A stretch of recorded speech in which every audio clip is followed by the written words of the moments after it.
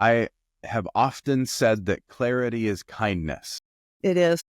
And that can be a tough pill to swallow on both sides. The person being clear, but also the person, let's say, receiving clear communication, because sometimes clarity doesn't feel nice. Welcome to the Value Factory Podcast, brought to you by One Accord. We're all about helping businesses thrive and grow through leadership, strategy, and meaningful impact. Now, whether you're a seasoned executive or just starting out, our goal is to provide insights and inspiration to help you navigate your journey. Thanks for tuning in.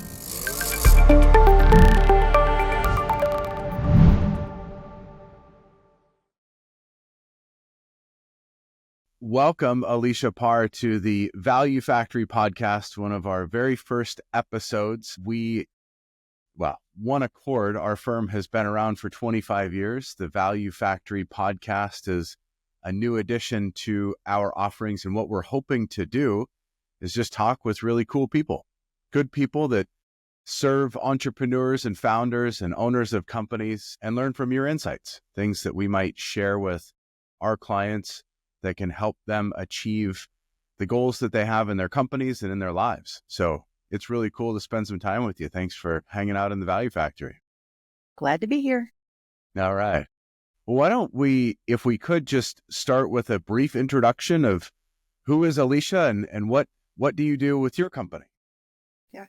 So I'm Alicia Parr. I'm the founder and CEO of Performentor. Performentor is a fractional full-stack human resources firm. So we provide the most flexible method for getting those HR needs, higher level as well as tactical, met so that business leaders in small growing organizations are looking for some sort of transformational experience can get what they need so that they can be more growth and change ready.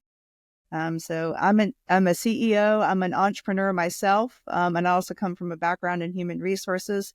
And I think that gives me a unique perspective on what an entrepreneur wants and needs and what an HR function is able to provide.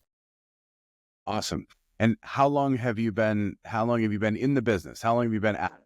Yeah, I started off at the beginning of 2016. So I've just passed 9 years. All right. And how big is Performentor today?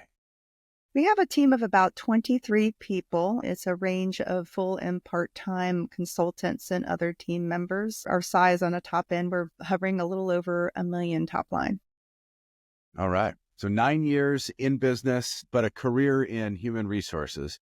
Yes. Now, I'm curious about the name of your firm, Performentor. Yeah. I think I can put two words together, but what's the origin of the name? Well, when I wanted to come up with the name, because I wanted to build something that would survive and live well beyond me and my contributions, I didn't want it to be attached to my name specifically. And the other thing I didn't want was I didn't want it to have the words HR in it.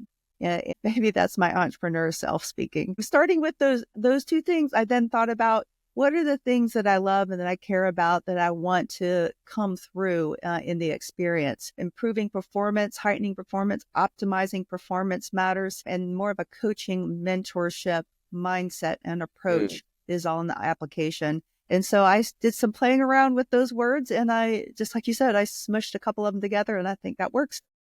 Awesome. Really fun. So I thought maybe it had to do with your interest or your background as an athlete.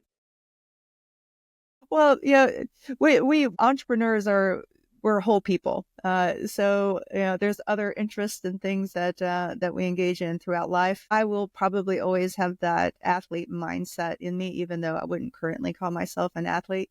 But yeah, I've been seriously into endurance sport a couple of different times throughout my life already. And that absolutely shapes how I see the world. Yeah, I understand it. I do.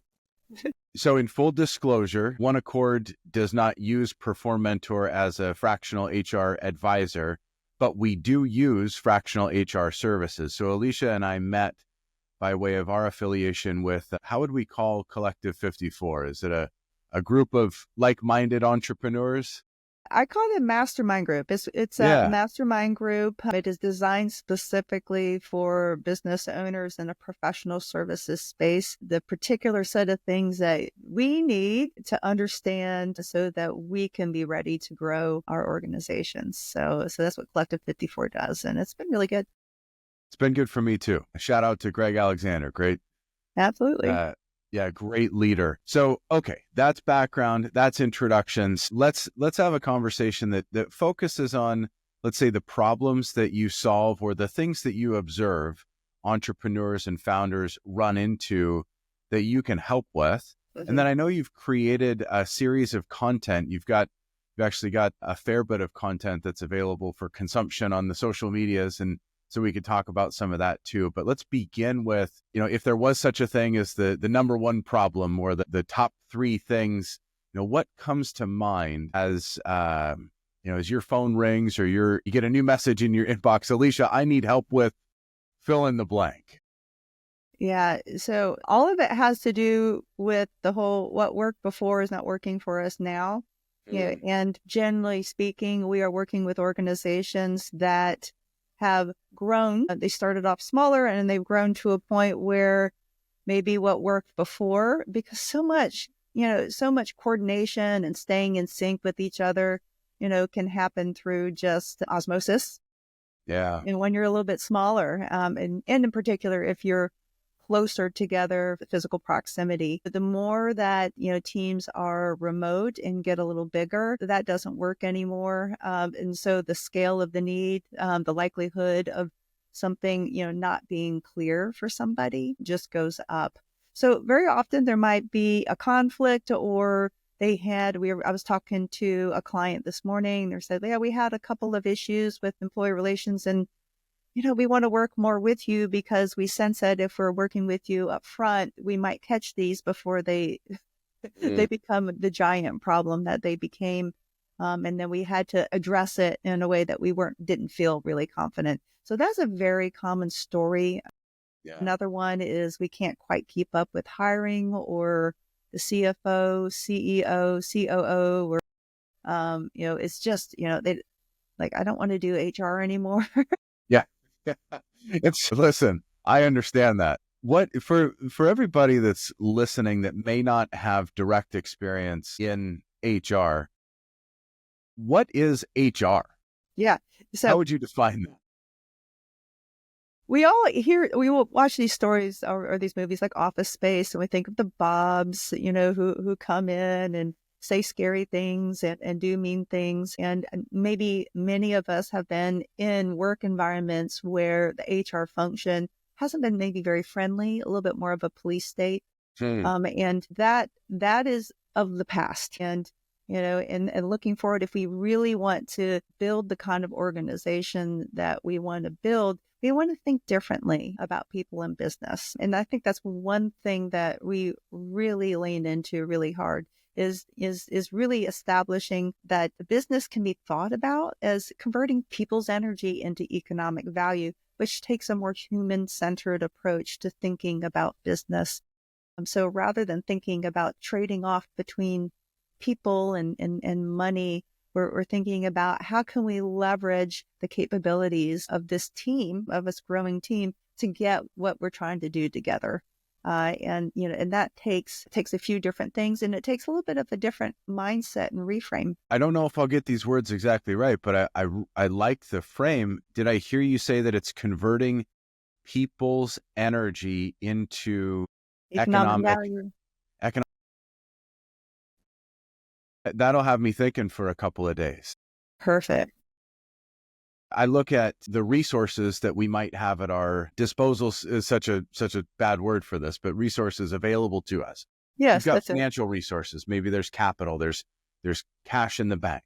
Time, we've got technological resources. We've got softwares and AIs and so forth, and then human resources. Mm-hmm. And it really is the energy of the people. Yeah, very interesting. And so then converting that energy into economic value, what is the I don't know, the recipe, so the what's ingredient? that tell us about how to grow, right? Yeah. It's That's a brain exploding emoji kind of thing, right? Yeah. So there's way I see it. There's four things that it reminds us. One, do we have a clear and compelling mission and purpose? Yeah. Do we communicate it? Are people feeling energized? By that. That's one thing. Another This is thing the is mission. this is the mission. This is the purpose. Like, do the people that are working together know why they're doing it, and not just for a paycheck? Obviously, we need the paycheck. Another way this helps us think differently is it really focuses us on getting people into the right roles and the right seats that really energize them. So we're looking at, if you think about how you spend your day, how much of it is energizing and engaging for you, and how much of it does it drain you? And the more you can get more people in seats where they're energized, and thankfully different people are different, then, that is an improvement. And so making small changes that way helps. The notion of energizing people, and I've heard this in the context of introvert versus extrovert. Yeah. That extroverts get energy from being around people. They are energized by interaction, and introverts, it's energy draining. Can be. But then there's also a misunderstanding from what there's a misconception from what I've understood that introverts are not outgoing, which is not always the case. An introverted person can be very personable, but it's a question of how do they get at the end of a day? Yeah. Do they come home happy and excited because they were talking with a whole bunch of people, or are they drained? So then, in the context of the mission and the purpose and the why, and then the environment energizing someone, I can imagine there's a significant challenge with a diverse array of people and finding a work purpose and an environment, all of these things coming together that energizes a workforce. Is that accurate? Yes. It's sort of like, it's something that we're going to aspire to, perfection and idealism is not, we don't live in that world. Yeah. So it's all about, can we make incremental changes that move us in more clarity and excitement around the mission? A little bit more energizing, less draining, not perfection. Perfection is not something. And then as soon as we got it perfect, something would change next week. Right. Conditions change like the season. And another thing that might interest you and might interest the listeners is the looking at the operational structures. So that's another thing. So we think about operational structures maybe as tend to be limiting, but what if we're building them in a way so that we can best harness the energies of the team in the direction. And those are the ways that make a lot of sense. So for example, very often, people will come to us and like, oh, we have a personality conflict. What it usually boils down to is a lack of operational clarity. The personality conflict is how it shows up. Right. So I was hoping you'd go here. Yeah. But it's usually because, different people have different ideas about what they're responsible for, or what decisions they can make, or who controls that resource or that resource. And that's what causes the conflict. So really establishing enough clarity, the right level of clarity for each person in each role is definitely a part of the formula of helping make an organization as growth ready as possible. I have often said that clarity is kindness. It is. And that can be a tough pill to swallow on both sides. The person being clear, but also the person, let's say, receiving clear communication, because sometimes clarity doesn't feel nice. I was going to say, nice. Yeah. And so how do we, from your professional vantage point, your perspective, and having the experiences that you've had for 9 years as an entrepreneur in the HR space, but longer than that, what are the big risks if leaders are not clear and if organizational structure is not clear? Yeah. What can happen in an organization that grows without enough structure and systems in place is that you do end up with maybe more people. Sometimes you hear the mindset of like just throwing people at a problem. But if you don't get to the root cause of we're having a problem in maybe our customer relations, or maybe we're having some turnover in clients, well, let's get into the root cause and find out, what's generating that, and make sure that our standards and our operations are supporting and incentivizing, what the clients and the customers are looking for, as an example. So it really Said something in there. yeah. Something in there that I think is really important, that is standards and being clear about what those standards are. That's right.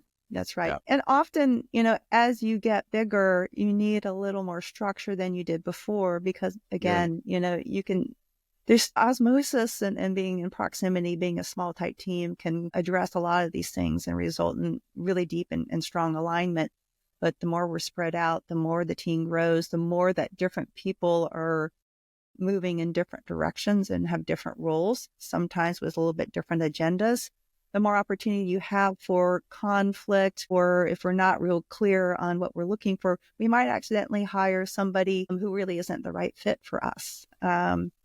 So that's one way to be really clear. If we need to be clear about our culture is this, we have this expectations. I was just talking to yet another client, and they're talking about how, due to the nature of their IT tech support systems, they have standards about being available outside of hours, or even if they're on vacation, just in case a customer, has a need that the rest of the team really just can't resolve. And so that is something that maybe would not be appropriate in some organizational cultures, but in theirs, it is necessary. And that's the thing. All these people systems are really oriented towards the purpose and the strategies of the organization. So. No two firms are exactly alike. Even two companies that provide the same services will have different organizational structures, different standards, different leadership, different cultures. Here's a question that, I'm asking for a friend, and that friend is me. Oh. In an instance where the culture needs to shift. So let's say if I define it as a culture, if there's a spectrum, a culture of nice shifting to a culture of accountability. How does one do that effectively? Well, I really liked what you said earlier. What is it? Clarity is kindness. Accountability is kindness. This whole kindness to accountability, first of all, rethinking what accountability means. Very often people associate accountability with negative consequences only. And very often, sometimes leaders will unfortunately say things in a manner that lead to that impression. So it's, really thinking about and getting clear about, when we say accountability, that means that, we're in a position where we have the authority to make decisions, and that we are held responsible, and we get the credit for the upside as well as, the downside, but it is done also with support, from your leaders and your team. That's really, really critical, because very often where accountability can go wrong is that, people are expecting to, never be told to improve or to turn things around, or if they did, that is like a downside. So there's definitely looking into what are the beliefs and expectations around what these things mean. Also really, getting with the leaders and reframing kindness or being nice isn't necessarily nice or empathetic to the rest of the team. That is one reframe that I've used with a lot of really great leaders and managers who empathize with their teams. And sometimes what they do is they over empathize with one person may be struggling with performance, and they may have some reasons, and we sympathize with them. But unfortunately, if they aren't turning it around pretty rapidly, it's impacting everyone else really negatively. So recasting from empathy with the one to empathy for the team allows that leader to continue to wear that identity as being an empathetic leader. And I think that's what happens, is that true for you? Well, yes. And there are a lot of forces at play in the psyche of a leader, of an owner, that are internal and external what goes on in my own thoughts, what are the impressions that are coming my way, and how do I handle an employee, a person on the team, empathetically, lovingly, with care and concern that doesn't then negatively affect the rest of the team. Mm-hmm. Alternatively, how do I work in such a way that honors the bigger group of folks, that doesn't alienate that one person? And sometimes it happens. Sometimes it is the case that a person on the team needs to be given a different opportunity, internally or externally. And that can be very difficult. And I think more often than not, we as entrepreneurs second guess ourselves, third guess, fourth guess, five, there's nothing more. There is nothing more emotionally, difficult than interpersonal relationships with folks that are on the team. And I think entrepreneurs, CEOs, business owners, we get a bad rap publicly because we are considered to be in positions of power and authority and even privilege. And while those things may be true, I don't discount that. It is also true that interpersonal relationships, or relationships in general, affect people, and we're people too. And it's never an enjoyable experience to have a constructive interaction. How do I want to say this? To address performance issues, let's say, right? That's never fun. Not for anybody. Yeah. Just isn't. Constructive feedback is never fun to provide. And you're right. Entrepreneurs, we're so creative, or, that means we can be subject to second guessing ourselves, third, fourth, fifth guessing. Yeah. So that is a really true thing. And it's so important to have advisors, wise counsel. I've gotten things wrong many, many times. And to have another perspective, another way to look at it is really helpful. Now, let me go back to this notion of, if there's a spectrum, if an entrepreneur has been operating on this end of a spectrum, but they know that we need to at least shift over here. Okay.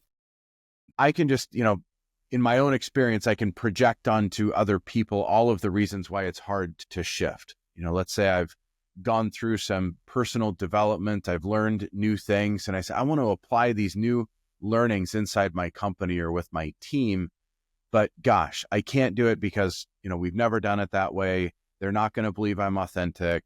I don't know how. I'm going to try it. It's not going to work. I'm going to revert back. Like, shifting a culture begins with the leader, in my opinion. You may disagree, but then, how does that leader actually move a culture, and how long does it take?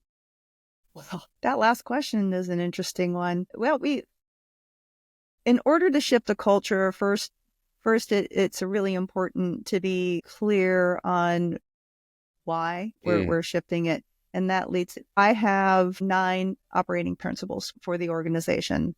I didn't have them at first. We got, we grew to a point, and I realized, okay, I need some sort of systematic assurance and guidance for my team to deliver services in a way that is in keeping with the brand promise. How can I do that? So I established, different operating principles, like, become lead with our clients, co-author, more minds, more better, things like that. And so it was things that are easily repeatable. So really looking for system level improvements or things that help us remember. Now that's one way to go about it. That's a really cool way. So an operating principle is seemingly different than a core value. Yeah. It's similar but different. It's not a policy, not a procedure, but it sets the tone for the culture, doesn't it? Exactly. How did you derive these 9 operating principles? What was that process? Yeah, my process was to start writing down all of the things I believed to be true. And I wanted, to encourage and I wanted to know that my team was delivering in that way. And then you workshop it, it gets longer, it gets shorter. I run it by a few experts. Like, I actually ran it by my list by a client who had written the rules of the road, they call it, for their organization. And he's like, I'm really good at this. I'm like, well, I would love your input. And so he helped, really fine tune it. And then, of course, I shopped it around my team as well. And then since then, we embedded in everything. So, for example, one way is that every week we have our leadership briefing with the leadership team, and we open up by speaking to one of our operating principles. Why is it relevant? Why is it meaningful? And this practice generates this series of stories that just get deeper and deeper and deeper. And this is one way. And this can be done with core values as well. But I took principles because it felt like a more appropriate framing for what we were trying to do. Now, the other question you asked is like, what are all the ways to shift the culture? Yeah. That might be a little bit of a longer answer, but it is finding all of the different disconnects. And it's also taking a real honest, clear-eyed look at the incentives or behavioral incentives in your organization, whether that's comp related or policy or sometimes processes. Sometimes we'll have processes in place that actually reward not doing things the right way, if that makes sense. Interesting. Yeah. Yeah. Or, misaligned incentives for sure. Exactly. So, and so it's just uncovering what might be, the biggest blocker, the biggest roadblock, the biggest bottleneck that's preventing things. And then you change one thing rather than another. And that's because when you're working in an organization with all these humans, it is a very complex thing. You don't, there's not one solution in every context that's going to work exactly the same way. So you have to try a series of things that have worked before, and then try, and then keep going. Here's some, the things that I'm taking away from this conversation: structure, clarity and organizational structure, even as you just mentioned, incentives that are misaligned with the intended cultural outcomes. Yeah. I tend to think of human resources as, heavy emphasis on the human and on the person, but I'm hearing in this that there are structural elements, that there's organizational design that play a big part in, as you said, energizing people to create economic value. And then if you design it well, it's going to make trust amongst the team that much easier. So it sounds very hard-edged a little bit where I'm talking about structures and incentives. It sounds hard-edged, right? And you're like, oh, I thought HR was a little more soft woo-woo. And believe you me, we've got our soft and woo-woo in there. However, imagine that if we can build, things in a way that makes trust easier, then, we're going with the current versus trying to swim upstream. Because very often, a really successful business may start to outgrow the structures of before, and then we just help update them, get them to what's helpful. That makes perfect sense to me. Well, thank you so much for sharing thoughts and insights, Alicia. Is there anything that you might want to leave the listeners with, the audience with, a resource, maybe even something that you've put online for consumption that you'd want to direct attention to? I do. I have two, if I may. Please. On the one hand, on our website on Performentor.com, we have something called a People Energy Audit, completely free, doesn't take long, helps, walks through the different sections and categories of things that we talked about to help you get your team's energy more unleashed and harnessed in the way that you like.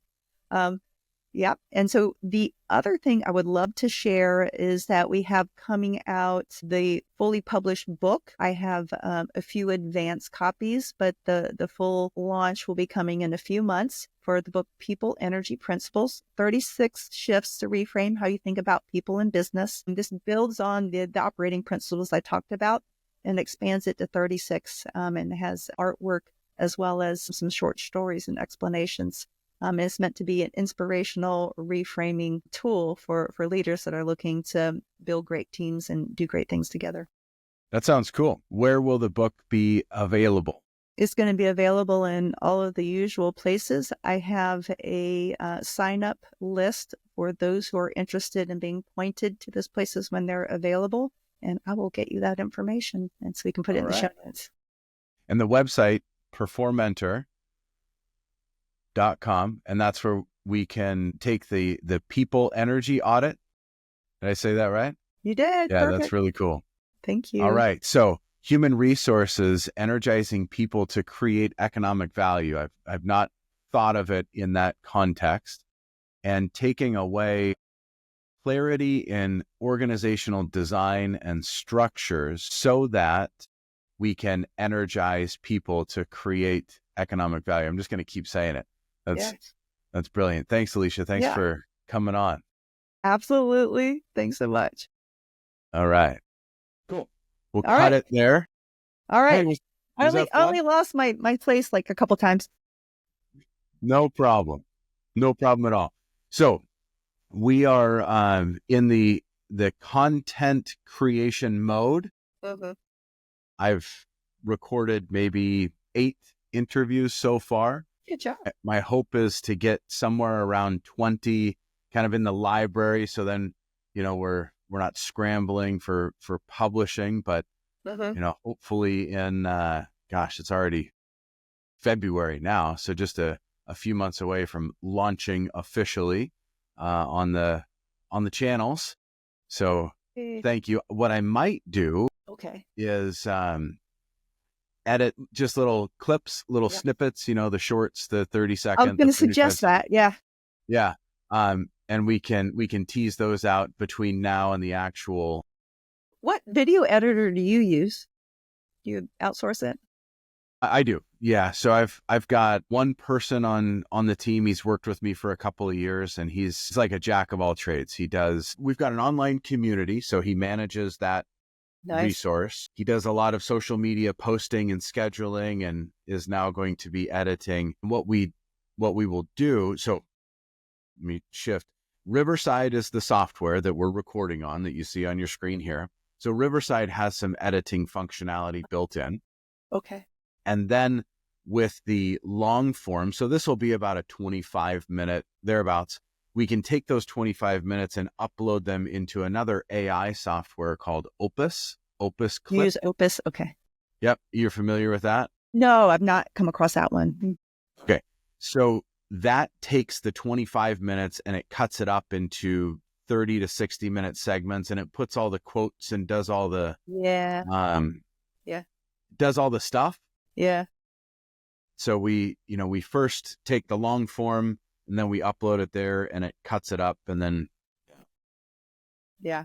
I've been using something called either Capwing or Cupwing. I'm not sure how to pronounce it. It's a goofy looking name, and it's got the editing, but it's also got, you can upload something and cut it into like you said, 30 to 60 seconds, and it's pretty nifty. Yeah. The evolution here is remarkable. Rapid. I mean, a year ago, the technology didn't exist and the expense of editing was enormous. And now the efficiency is in the transcription. I did a round of podcasts, I don't know, 4 or 5 years ago. And I mean, I was going online and, getting people, off of WeWork or whatever to Upwork. Yeah. to do, do things, do these transcripts. And like now it's just the technology does it. Yeah.